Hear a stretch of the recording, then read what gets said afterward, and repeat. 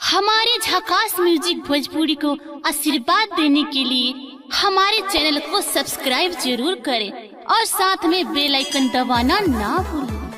Presented by झकास music Samastipur Bihar.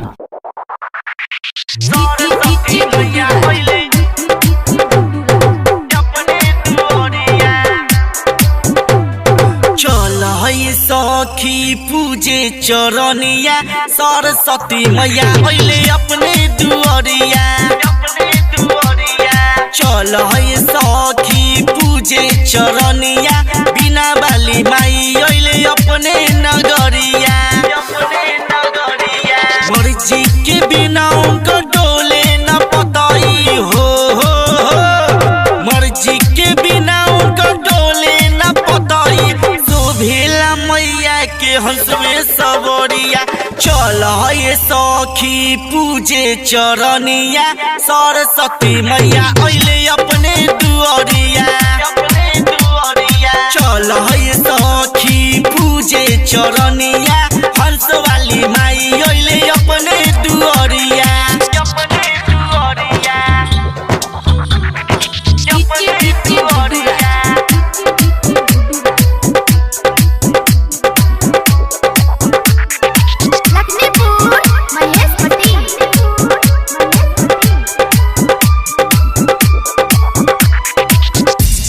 माई के महिमा बाटे निराली, माई के महिमा बाटे निराली। चौकट से केहू लौटे न खाली, हथवा में ले लो पूजा के थाली, हथवा में ले लो पूजा के थाली। दूर हो जाई सोभे बोलैया। चल सखी पूजे चरनिया सरस्वती मैया अइले अपने नगरिया। चल सखी पूजे चरनिया बिना बाली माई अइले अपने दुआरिया।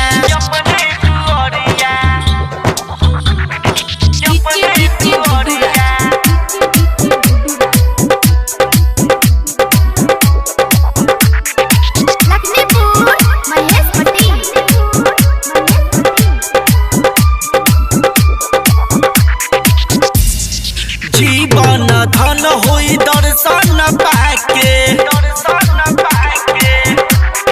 जीवन धन होई दर्शन पाके। बोली हो जयकारा सखी ताली बजा के।